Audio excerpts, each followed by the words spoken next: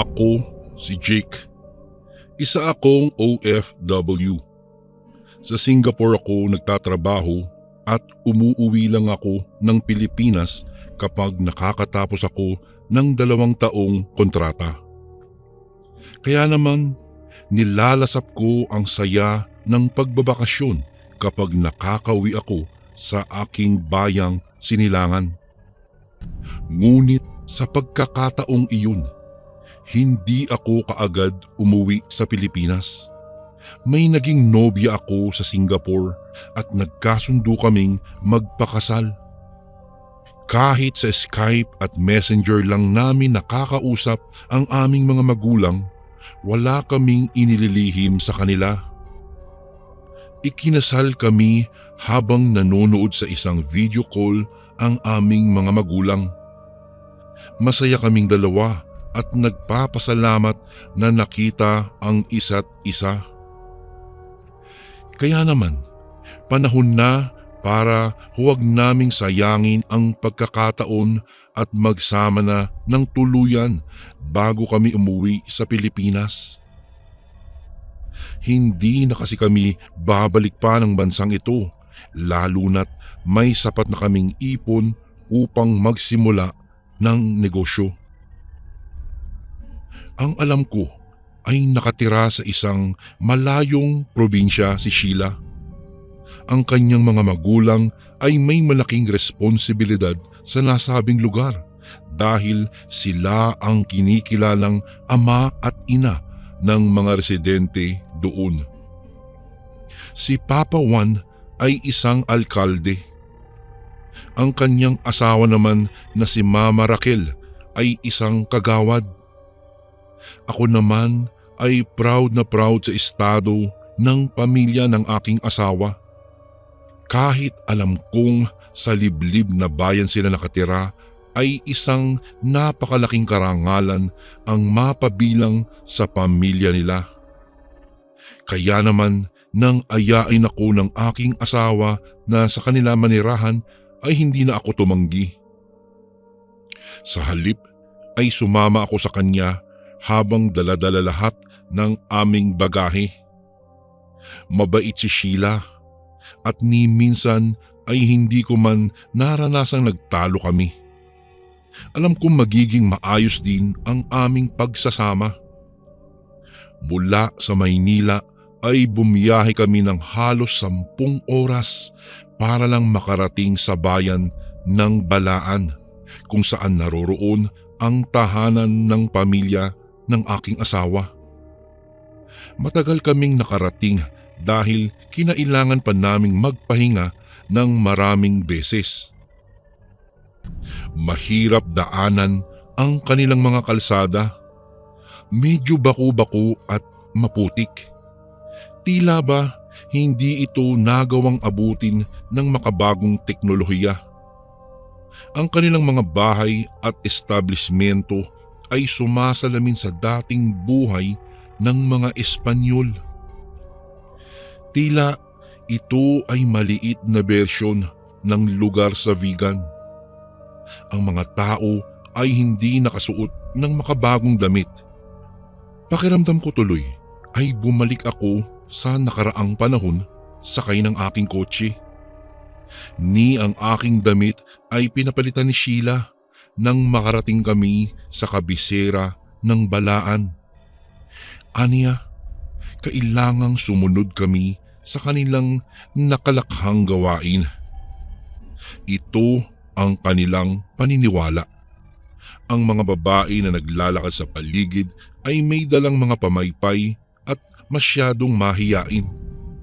Hindi ko tuloy alam kung ano ang aking sasabihin.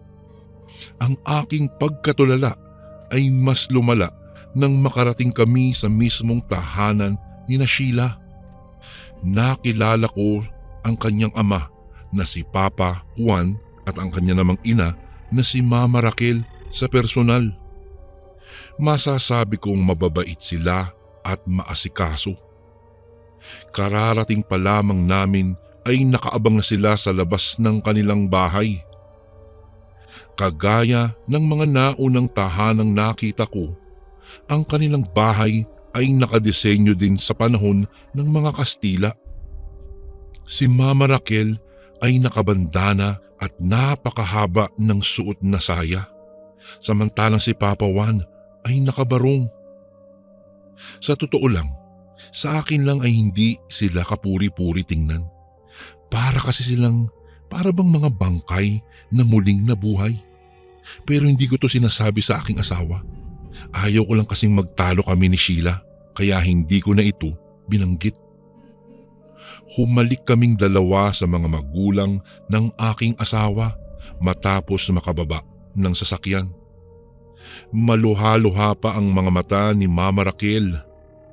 Niyakap niya ako, sabay sabing maligaya raw siya at naging kabilang ako sa kanilang pamilya.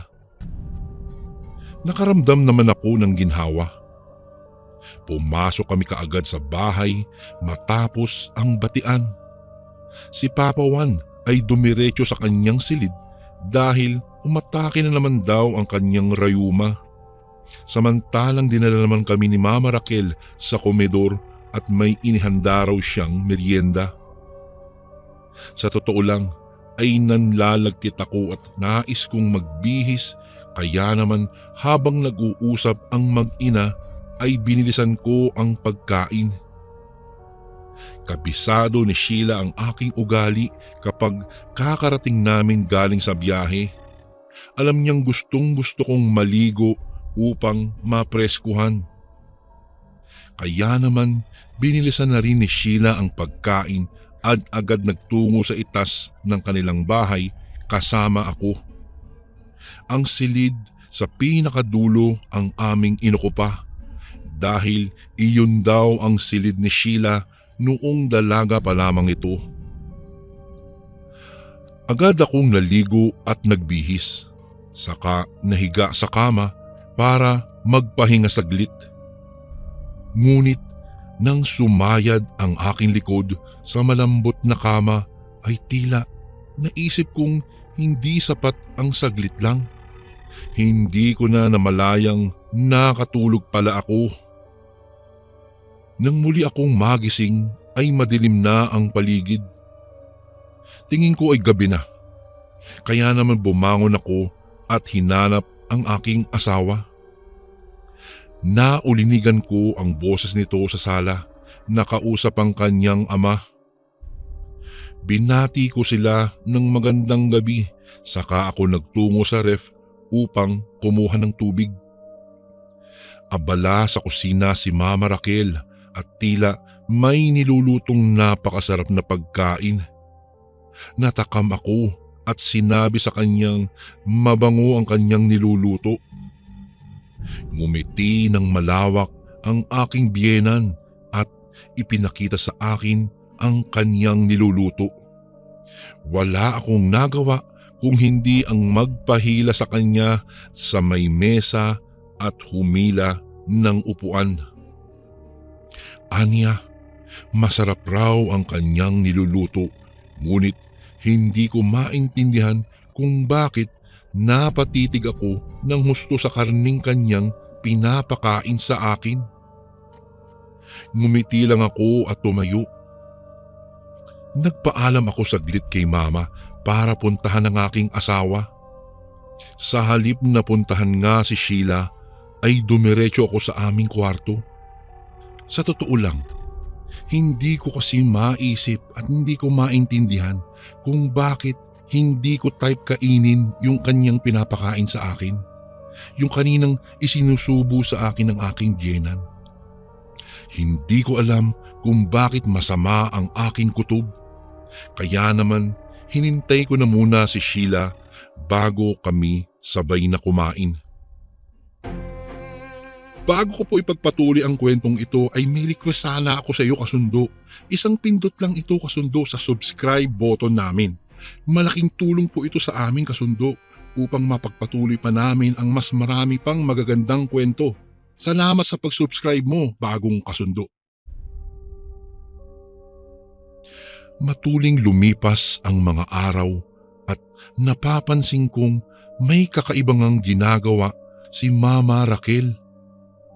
ang kanyang mga panakaw na tingin sa akin at minsan ang pagkawala niya sa gitna ng gabi na palagi ko namang napapansin at ang pamimilit niyang pakainin ako ng kanyang mga lutong karne na sa totoo lang ay hindi ko masikmura. Paano kasi parang nangangamoy masangsang ang mga ito at halos hindi ko kayang malunok. Isang hapon, nang makatulog si Sheila, ay nagpasya akong maglakad-lakad sa labas. May iilang kapitbahay akong napansin na kakaiba ang tingin sa akin. Isa sa mga matandang nagwawalis sa labas ay hindi nakatiis at talagang lumapit pa.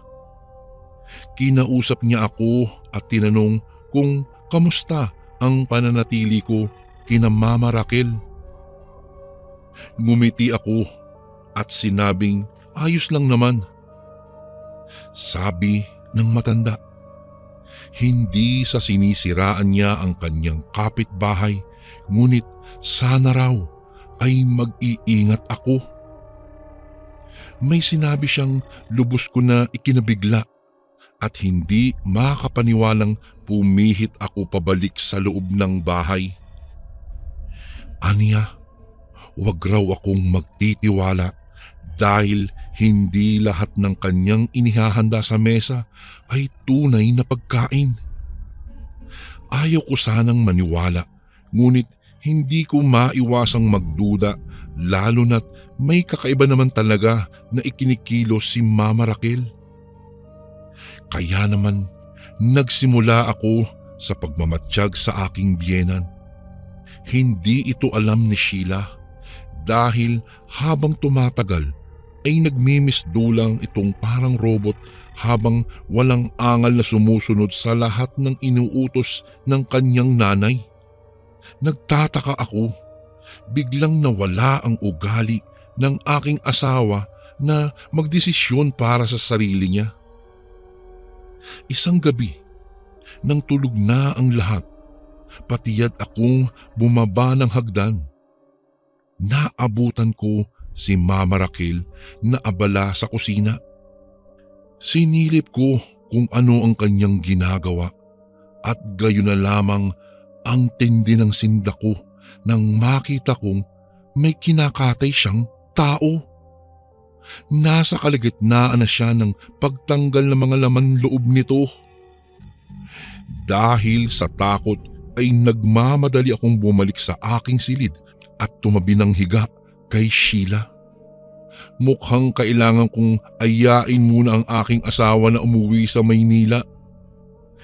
Ngunit papaano na lamang kung maging siya ay aswang na din pala? Isang lihim na hindi niya sinasabi nung una pa lang kaming magkakilala.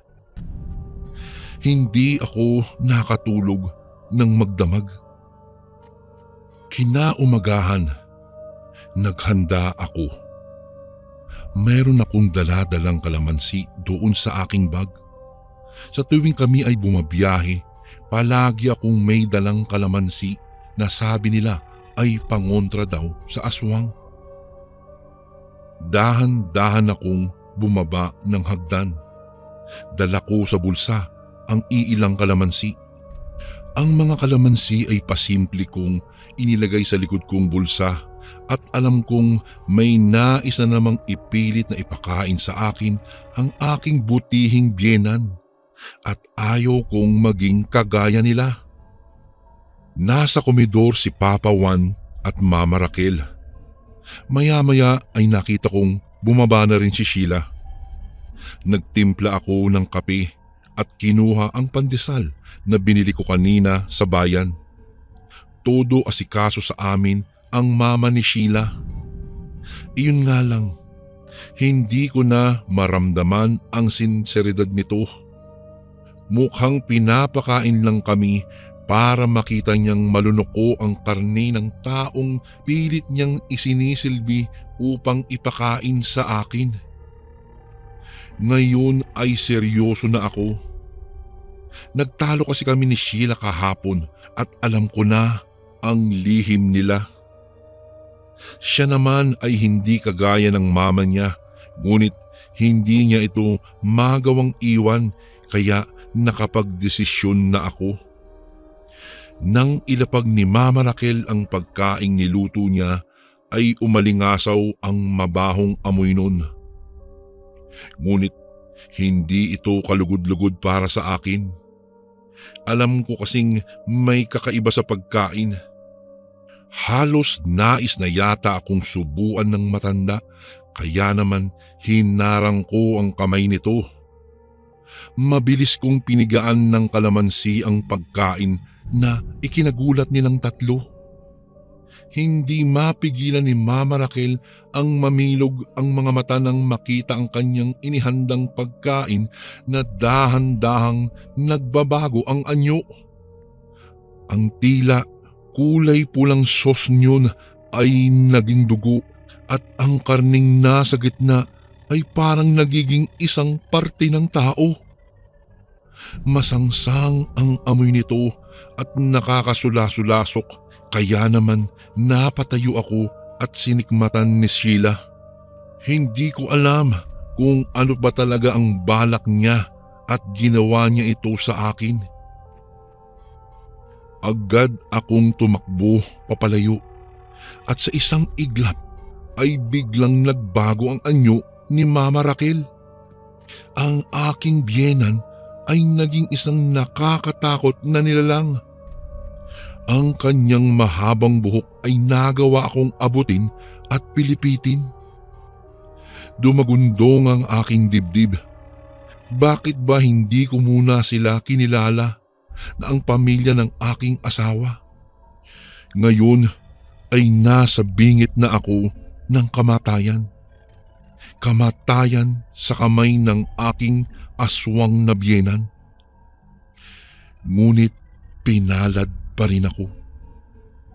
Humingi ako ng tulong sa Diyos at mabilis akong nakawala. Nagtatakbo ako palabas ng bahay nila Sheila. Hindi na lumingon pa. Mahal na mahal ko ang aking asawa na si Sheila. Ngunit hindi tama na isalin sa akin ang pagiging aswang. Nagpakalayo-layo na ako at hindi na ako muling lumingon pa sa kanila. Iniwan ko na ang aking asawa at ang aking aswang na biyenan. And again, maraming salamat po mga kasundo. Don't forget to subscribe and i-click nyo lang po yung bell na button para updated po kayo sa mga upcoming videos namin na paparating. Maraming salamat po ulit. God bless and ingat po lagi dyan. Ito po si Kuya Bari at ako ang Sundo.